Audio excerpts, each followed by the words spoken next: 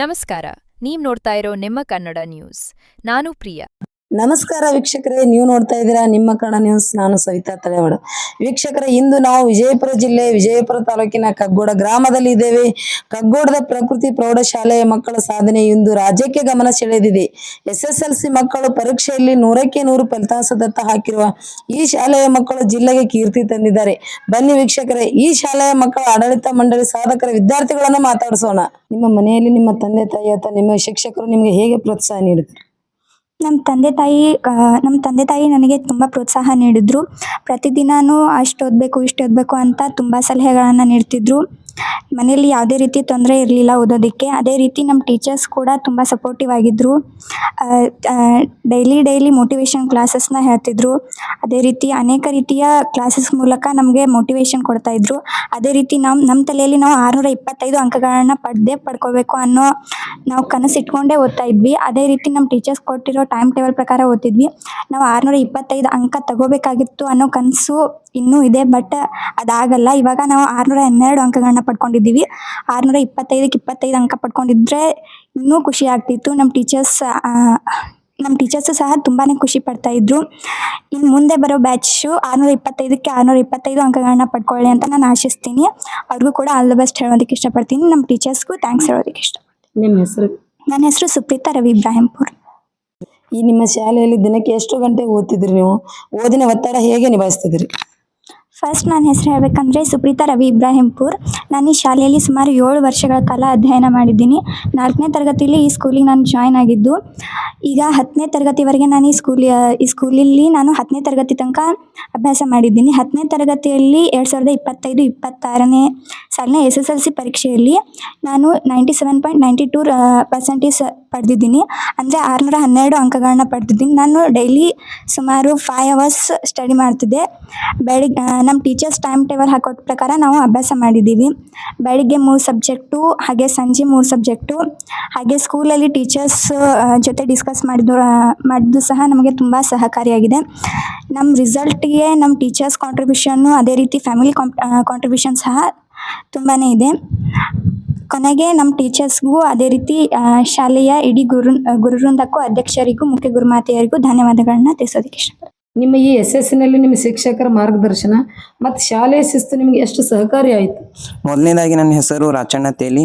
ನಾನು ಬಸವ ಭಾರತಿ ವಿದ್ಯಾಪೀಠ ಸಂಸ್ಥೆಯಲ್ಲಿ ಕಾರ್ಯನಿರ್ವಹಿಸುತ್ತಿರುವ ಪ್ರಕೃತಿ ಪ್ರಾಥಮಿಕ ಹಾಗೂ ಪ್ರೌಢಶಾಲೆಯ 2025-26ನೇ ಸಾಲಿನಲ್ಲಿ ನಾನು 625ಕ್ಕೆ 598 ಅಂದರೆ 95.68% ಮಾಡಿದ್ದೇನೆ.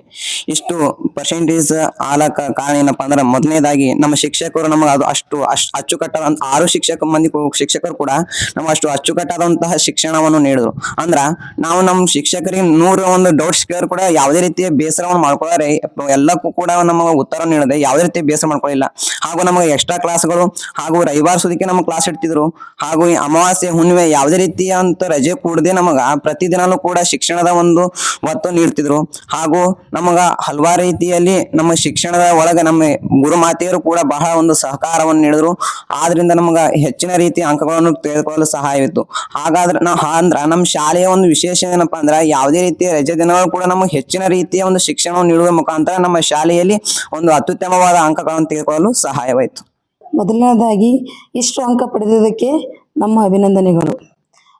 ಇಷ್ಟು ಜಾಸ್ತಿ ಅಂಕ ಪಡೆದಕ್ಕೆ ನಿಮ್ಮ ಮೊದಲನೇ ಪ್ರತಿಕ್ರಿಯೆ ಹೇಗಿತ್ತು? ನಿಮ್ಮ ಮನೆಯಲ್ಲಿ ವಾತಾವರಣ ಹೇಗಿತ್ತು? ನನ್ನ ಹೆಸರು ಪವಿತ್ರ ರಾಜು ಚವಾಣ್.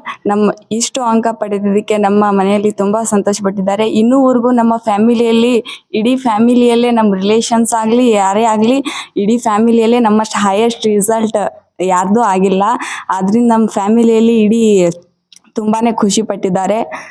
ನಮ್ಮ ಶಾಲೆಯಲ್ಲೂ ಕೂಡ ಹೀಗೆ ಈ ಥರ ರಿಸಲ್ಟ್ ಆಗಿದ್ದಿಲ್ಲ. ಇದು ನಮ್ಮಿಂದ ಆಗಿದೆ ಅಂತ ನಮಗೆ ತುಂಬ ಸಂತೋಷ ಆಗಿದೆ. ಇದಕ್ಕೆ ಮುಖ್ಯ ಕಾರಣ ನಮ್ಮ ಶಾಲೆಯ ಶಿಕ್ಷಕರು. ಅವರ ಪಾಠ ಬೋಧನೆಯಲ್ಲಿ ಇನ್ನೂವರೆಗೂ ಯಾವ ತೊಂದರೆ ಆಗಿಲ್ಲ. ಮತ್ತು ಅವರ ಪಾಠ ಬೋಧನೆಯಲ್ಲಿ ನಾವು ಕೊಟ್ಟ ಇಂಟ್ರೆಸ್ಟೇ ಈ ಹೆಚ್ಚು ಅಂಕ ಪಡೆಯಲು ನಮಗೆ ಸಹಾಯ ಆಗ್ತದೆ ಅಂತ ಹೇಳಿ ಕೊನೆಯದಾಗಿ ನಮ್ಮ ಶಾಲೆ ಅಧ್ಯಕ್ಷರು ಹಾಗೂ ಮುಖ್ಯ ಗುರು ಮಾತೆಯರಿಗೆ ಧನ್ಯವಾದಗಳನ್ನು ಹೇಳಲು ಇಷ್ಟಪಡುತ್ತೇನೆ. ಈ ಹಿಂದೆ ಬರೋ ಮಕ್ಕಳು ಅಂದ್ರೆ 10ನೇ ತರಗತಿ ಬರೋ ಮಕ್ಕಳಿಗೆ ನೀವು ಏನು ಸಲಹೆ ನೀಡ್ತೀರಿ?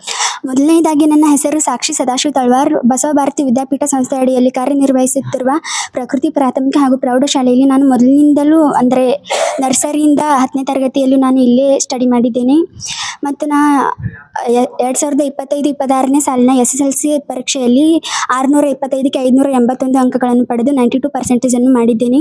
ಇಲ್ಲಿ ಶಿಕ್ಷಕರು ತುಂಬ ಚೆನ್ನಾಗಿ ಬೋಧನೆ ಮಾಡುತ್ತಾರೆ. ಅವರು ಹೇಳಿದ ಹಾಗೆ ನಮಗೆ ತುಂಬ ಸಹಾಯ ಆಗಿದೆ ಅವರು ಬೋಧನೆ ಮಾಡಿದ್ದು. ಮತ್ತು ಶಿಕ್ಷಕರು ಹೇಳಿಕೊಟ್ಟ ಹಾಗೆ ನಮ್ಮ ಜೂನಿಯರ್ಸ್ ಸ್ಟಡಿ ಮಾಡಿದರೆ ಅವರು ರಿಸಲ್ಟ್ 625ಕ್ಕೆ 625 ಅಂಕಗಳನ್ನು ಪಡೆದುಕೊಳ್ಳುತ್ತಾರೆ ಎಂದು ಹೇಳಕ್ಕೆ ಇಷ್ಟಪಡ್ತೀನಿ. ಕೊನೆಯದಾಗಿ ನಮ್ಮ ಸಂಸ್ಥೆಯ ಅಧ್ಯಕ್ಷರು ಮತ್ತು ಮುಖ್ಯ ಗುರು ಮಾತೆಯರು ಮತ್ತು ಎಲ್ಲ ಗುರುವೃಂದಕ್ಕೂ ನಾನು ಧನ್ಯವಾದಗಳನ್ನು ಸಲ್ಲಿಸುತ್ತೇನೆ. ನಿಮ್ಮ ತಂದೆ ತಾಯಿ ನಿಮಗೆ ಹೇಗೆ ಪ್ರೋತ್ಸಾಹ ನೀಡಿದರು ಮತ್ತು ನಿಮ್ಮ ಶಾಲೆಯ ಶಿಕ್ಷಕರು ನಿಮಗೆ ಯಾವ ರೀತಿ ನಿಮಗೆ ಪ್ರೋತ್ಸಾಹ ನೀಡಿದರು? ನಾವು ಮೊದಲನೇದಾಗಿ 10th ಬಂದಾಗ 10th ನಮ್ಮ ರಿಸಲ್ಟ್ ಆಗುತ್ತೋ ಇಲ್ಲೋ ಹೀಗೆಲ್ಲ ಅಂದ್ಕೊಂಡಿದ್ವಿ. ಬಟ್ ನಮ್ಮ ಶಿಕ್ಷಕರು ಬೋಧನೆ ಮಾಡಿದ ರೀತಿ ನೋಡಿದ್ರೆ ಇನ್ನೂ ಹೆಚ್ಚು ರಿಸಲ್ಟ್ ತೆಗಿಬೋದಾಗಿತ್ತು. ಖರೆ ನಮ್ಮ ಪ್ರಯತ್ನ ಇನ್ನೂ ಬೇಕಾಗಿತ್ತು ಅಂತ ಹೇಳೋದಕ್ಕೆ ಇಷ್ಟಪಡ್ತೀನಿ. ಶಿಕ್ಷಕರು ಹೇಳಿದ ಹಾಗೆ ನಾವು ಮಾಡಿದರೆ ಇನ್ನೂ ಹೆಚ್ಚಾಗಿ ರಿಸಲ್ಟ್ ಹಾಕಿತ್ತು. ನಮ್ಮ ಜೂನಿಯರ್ಸ್ ಹೆಚ್ಚಿಗೆ ರಿಸಲ್ಟ್ ಮಾಡಬೇಕಂದ್ರೆ ಇಲ್ಲಿ ವ್ಯವಸ್ಥೆ ಎಲ್ಲ ಇದೆ. ಮೇಡಮ್ ನಮಸ್ತೆ. ಮೇಡಮ್ ನಿಮ್ಮ ಶಾಲೆಯ ಮಕ್ಕಳು ಇಷ್ಟು ಅದ್ಭುತವಾಗಿ ಸಾಧನೆ ಮಾಡಿದ್ದಾರೆ. ಈ ಯಶಸ್ಸಿನ ಹಿಂದೆ ನಿಮ್ಮ ಶಾಲಾ ಮಂಡಳಿ ಆಡಳಿತ ಶ್ರಮ ಎಷ್ಟು ಇದೆ ಸರ್? ಅಂದ್ರೆ ಮೇಡಮ್ ರೀ ಇಷ್ಟು ನಮ್ಮ ಅದ್ಭುತವಾದಂಥ ಇಷ್ಟು ಸಾಧನೆ ನಮ್ಮ ಮಕ್ಕಳು ಮಾಡ್ಯಾರ ಅಂದ್ರೆ ಇವತ್ತು ಈ ಶಾಲೆಯ ಅಧ್ಯಕ್ಷರ ಮಾರ್ಗದರ್ಶನ ಮತ್ತು ಮುಖ್ಯ ಗುರುಮಾತೆಯರು ಮಾರ್ಗದರ್ಶನ ಮುಖಾಂತರ ಎಲ್ಲ ಶಿಕ್ಷಕರು ನಾವು ಯಾವ ಥರ ಹೇಳ್ಕೊಟ್ಟಿವೋ ಆ ಥರ ಮಕ್ಕಳಿಗೆ ಚೆನ್ನಾಗಿ ಕಲಿಸ್ರಿ. ಯಾವ ಥರ ಕಲಿಸ್ಬೇಕು, ಯಾವ ಥರ ಅವರಿಗೆ ಪ್ರಯತ್ನವನ್ನು ಮಾಡಬೇಕು, ಎಲ್ಲ ಪ್ರಯತ್ನಗಳಿಂದ ಈ ಒಂದು ನಮ್ಮ ಮಕ್ಕಳು ಇವತ್ತು 625ಕ್ಕೆ 612 ಅಂಕಗಳನ್ನು ಪಡ್ಕೊಳಕ್ಕೆ ಸಾಧ್ಯ ಆಗಿದೆ ಅಂತ ಹೇಳ್ತಿದ್ರು ಇಷ್ಟಪಡ್ತೀನಿ.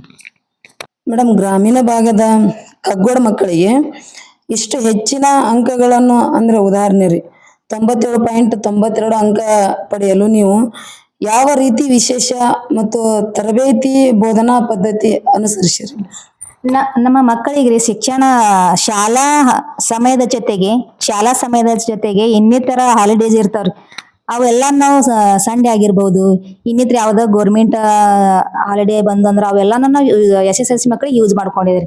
ಸಂಡೇ ಕ್ಲಾಸ್ನ ಹಾಕಿದೇವ್ರಿ. ಬೆಳಿಗ್ಗೆ ಎಕ್ಸ್ಟ್ರಾ ಕ್ಲಾಸ್ ಹಾಕೋದ್ರ ಮುಖಾಂತರ ಅವ್ರಿಗೆ ಘಟಕ ಪರೀಕ್ಷೆ, ಮಂತ್ಲಿ ಪರೀಕ್ಷೆ ಈ ಥರ ಅವರಿಗೆ ಎಲ್ಲನೂ ಅವರಿಗೆ ಪ್ರಿಪೇರ್ ಮಾಡೋದ್ರ ಮುಖಾಂತರ ನಾವು ಅವರಿಗೆ ಇಷ್ಟ ಅಂಕಗಳನ್ನು ತೊಳಕ ನಾವು ಪ್ರಯತ್ನ ಮಾಡಿದೇವ್ರಿ.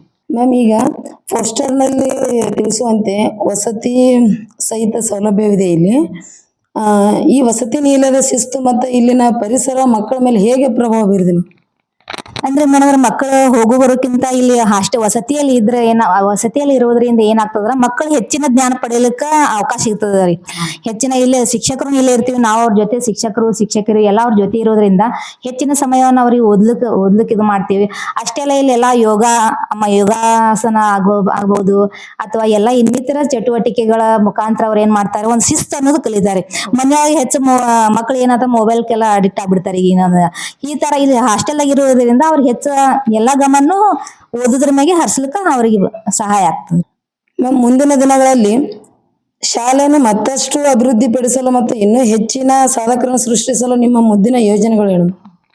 ನಮ್ಮಲ್ಲಿ ಈಗಾಗಲೇ ಎಲ್ಲ ನುರಿತ ಶಿಕ್ಷಕರು ಸ್ಮಾರ್ಟ್ ಕ್ಲಾಸ್ ರೀ, ಡಿಜಿಟಲ್ ಕ್ಲಾಸ್ ಮತ್ತು ಅಬೇಕಸ್ ಇವೆಲ್ಲಾನು ನಾವು ಶಿಕ್ಷಣ ಜೊತೆ ಇನ್ನಿತರ ಸಹಪಾಠ ಚಟುವಟಿಕೆಗಳಾದಂಥ ಸಂಗೀತ ಕ್ಲಾಸ್ ಆಗಲಿ, ಅಬೇಕಸ್ ಆಗಲಿ ಇವೆಲ್ಲ ನಾವು ಮಕ್ಕಳಿಗೆ ಕಲಿಸ್ಕೊಡ್ತೇವ್ರಿ. ಈಗ 625ಕ್ಕೆ 612 ಅಂಕಗಳನ್ನು ಪಡೆದಂಥ 2 ವಿದ್ಯಾರ್ಥಿನಿಗಳು ಅದಾರಿ.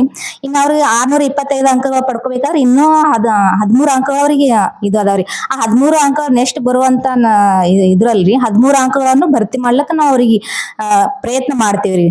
ಅವ್ರಿಗೆ ಘಟಕ ಪರೀಕ್ಷೆ ಆಗ್ಬೋದು, ಈ ತರ ಅವರಿಗೆ ಇನ್ನಿತರ ಹೆಚ್ಚಿನ ಒತ್ತಡವನ್ನು ಕೊಟ್ಟು ನಾವು ಅವರಿಗೆ ಶಿಕ್ಷಣವನ್ನು ಕಲಿಸೋಕೆ ಪ್ರಯತ್ನ ಮಾಡ್ತೀವಿ.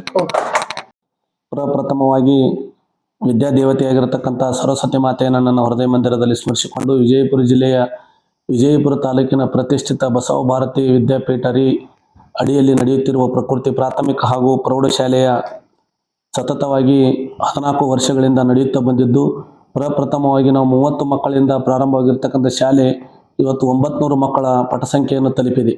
ಅದೇ ರೀತಿಯಾಗಿ ನಮ್ಮ ಶಾಲೆಯಲ್ಲಿ ಸುಮಾರು 100 ಮಕ್ಕಳು ಹಾಸ್ಟೆಲ್ ವ್ಯವಸ್ಥೆಯಲ್ಲಿ ವಸತಿ ಇರುತ್ತವೆ. ನಮ್ಮ ಶಾಲೆಯು ವಾಹನಗಳ ವ್ಯವಸ್ಥೆ ಕೂಡ ಸರಿಯಾಗಿ ಎಲ್ಲ ಗ್ರಾಮಗಳಿಗೆ ಸುಮಾರು ಈ ಶಿವಣಗಿ ಭಾಗದಲ್ಲಿ ಶಿವಣಗಿ ಹಿಡ್ಕೊಂಡು ಈ ಕಡೆ ಕೌಲಿಗೆ ಹಿಡ್ಕೊಂಡು ಈ ಕಡೆ ಆಯೇರಿ ಮತ್ತು ಮಾರ್ಕೆಪನಹಳ್ಳಿ ಜಂಬಿಗಿವರೆಗೆ ಸುಮಾರು 25 ಹಳ್ಳಿಗಳಿಂದ ಮಕ್ಕಳು ಈ ಶಾಲೆಯಲ್ಲಿ ಓದುತ್ತಿದ್ದು, ಕಡುಬಡವರು ಹಿಂದುಳಿದಂಥ ಒಂದು ಶಿಕ್ಷಣದಲ್ಲಿ ಒಂದು ಅವಶ್ಯಕತೆ ಇರತಕ್ಕಂಥ ಮಕ್ಕಳಿಗೆ ಒಂದು ಅತ್ಯುನ್ನತವಾಗಿರ್ತಕ್ಕಂಥ ಶಿಕ್ಷಣ ಕೊಡ್ತಕ್ಕಂಥ ಸಂಸ್ಥೆ ಇದಾಗಿದೆ. ಏಕೆಂದರೆ ನಮ್ಮ ಶಾಲೆಯಲ್ಲಿ ಮುಖ್ಯ ಗುರುಗಳು ಹಾಗೂ ಮುದ್ದು ವಿದ್ಯಾರ್ಥಿಗಳು ಸಾಕಷ್ಟು ಪರಿಶ್ರಮ ಪಟ್ಟು 2025-26ನೇ ಸಾಲಿನ ಒಂದು ಶೈಕ್ಷಣಿಕ ವರ್ಷದಲ್ಲಿ 100ಕ್ಕೆ 100 40 ವಿದ್ಯಾರ್ಥಿಗಳು ಎಲ್ಲ ಪಾಸ್ ಆಗುವುದರೊಂದಿಗೆ 100ಕ್ಕೆ 100 ಒಂದು SSLC ಫಲಿತಾಂಶವನ್ನು ಕೂಡ ತಂದು ಕೊಟ್ಟಿದ್ದಾರೆ. 625ಕ್ಕೆ 612 ಅಂಕಗಳು 2 ವಿದ್ಯಾರ್ಥಿಗಳು ಪಡೆದುಕೊಂಡು 97.92 ಅಂಕಗಳನ್ನು ಪಡೆದು ಶಾಲೆಗೆ ಕೀರ್ತಿ ತಂದಿದ್ದಾರೆ. ಆ ಮುದ್ದು ವಿದ್ಯಾರ್ಥಿಗಳಿಗೆ ಹಾಗೂ ಇಬ್ಬರು ಮುಖ್ಯ ಗುರುಮಾತೆಯರಿಗೆ, ಭಾರತೀಯ ಸುಭಾಸ್ತಂಭ ಗುರುಮಾತೆಯರು ಹಾಗೂ ವಿದ್ಯಾವತಿ ತೆನ್ನಳ್ಳಿ ಗುರುಮಾತೆಯರಿಗೂ ಹಾಗೂ ಎಲ್ಲ ಮುದ್ದು ವಿದ್ಯಾರ್ಥಿಗಳಿಗೆ ನಮ್ಮ ಸಂಸ್ಥೆ ವತಿಯಿಂದ ಹಾರ್ದಿಕವಾಗಿರ್ತಕ್ಕಂಥ ಅಭಿನಂದನೆಗಳನ್ನು ಈ ಶುಭ ಸಂದರ್ಭದಲ್ಲಿ ತಿಳಿಸ್ತಾ ಇದೆ. ವಿಜಯಪುರ ಜಿಲ್ಲೆಯ ವಿಜಯಪುರ ತಾಲೂಕಿನ ಪ್ರತಿಷ್ಠಿತ ಕಗ್ಗೋಡ ಗ್ರಾಮದ ಬಸವ ಭಾರತಿ ವಿದ್ಯಾಪೀಠ ಅಡಿಯಲ್ಲಿ ನಡೆಯುತ್ತಿರುವ ಪ್ರಕೃತಿ ಪ್ರಾಥಮಿಕ ಹಾಗೂ ಪ್ರೌಢಶಾಲೆಯು ಸುಮಾರು 15 ವರ್ಷಗಳ ಕಾಲ ನಡೆಯುತ್ತಾ ಬಂದಿದ್ದು, ಪ್ರಪ್ರಥಮವಾಗಿ 30 ಮಕ್ಕಳಿಂದ ಪ್ರಾರಂಭವಾಗಿರ್ತಕ್ಕಂಥ ಶಾಲೆ ಇವತ್ತು 900 ಮಕ್ಕಳ ಒಂದು ಪಟ ಸಂಖ್ಯೆಯನ್ನು ತಲುಪಿದ್ದು, ಸದರಿ ಶಾಲೆಯಲ್ಲಿ ವಸತಿ ಸಹಿತ ಮತ್ತು ವಸತಿ ರಹಿತ ವ್ಯವಸ್ಥೆ ಇರುತ್ತದೆ. ಸುಮಾರು 6 ವಾಹನಗಳು ಶಾಲಾ ವಾಹನಗಳಲ್ಲಿ ಮಕ್ಕಳನ್ನ ತರುತ್ತಿದ್ದು, ಸುಮಾರು ಈ ಭಾಗದಲ್ಲಿ 25 ಹಳ್ಳಿಗಳಿಂದ ಮಕ್ಕಳು ಶಾಲೆಗೆ ಬರುತ್ತವೆ. ಅದೇ ರೀತಿಯಾಗಿ ಮುಖ್ಯ ಗುರುಮಾತೆಯರು ಪ್ರಾಥಮಿಕ ಮತ್ತು ವಿಭಾಗಕ್ಕೆ ವಿದ್ಯಾವತಿ ಪಾಟೀಲ್ ಮೇಡಮ್ ಅವರು ಹಾಗೂ ಪ್ರೌಢ ವಿಭಾಗಕ್ಕೆ ಭಾರತಿ ಥಂಬ ಮೇಡಮ್ ಅವರು ಕೂಡ ಸತತವಾಗಿರ್ತಕ್ಕಂಥ ಪರಿಶ್ರಮದಿಂದ 2025-26ನೇ ಸಾಲಿನ ಫಲಿತಾಂಶದಲ್ಲಿ 40 ವಿದ್ಯಾರ್ಥಿಗಳು ಪರೀಕ್ಷೆ ಕುಳಿತಿದ್ದು ಎಲ್ಲ ಮಕ್ಕಳು ಪ್ರಥಮ ಶ್ರೇಣಿಯಲ್ಲಿ ಪಾಸ್ ಆಗಿರುತ್ತಾರೆ. ಅದೇ ರೀತಿಯಾಗಿ 4 ವಿದ್ಯಾರ್ಥಿಗಳು 625ಕ್ಕೆ 612 ಅಂಕಗಳನ್ನು ಪಡೆದುಕೊಂಡು 97.92% ಅಂಕಗಳನ್ನು ಪಡೆದು ಈ ಶಾಲೆಗೆ ಕೀರ್ತಿ ತಂದಿದ್ದಾರೆ.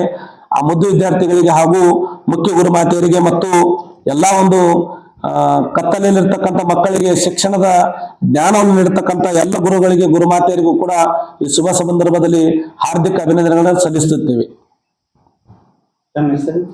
ನನ್ನ ಹೆಸರು ಸುಭಾಸ್ ಹನುಮಂತಂಬ, ಅಧ್ಯಕ್ಷರು ಬಸವ ಭಾರತಿ ವಿದ್ಯಾಪೀಠ ಕಗ್ಗೋಡ. ಮತ್ತಷ್ಟು ಸುದ್ದಿಗಾಗಿ ನೋಡ್ತಾ ಇರಿ ನಿಮ್ಮ ಕನ್ನಡ ನ್ಯೂಸ್. ಲೈಕ್ ಮಾಡಿ, ಸಬ್ಸ್ಕ್ರೈಬ್ ಮಾಡಿ, ಶೇರ್ ಮಾಡುವುದು ಮರೆಯಬೇಡಿ.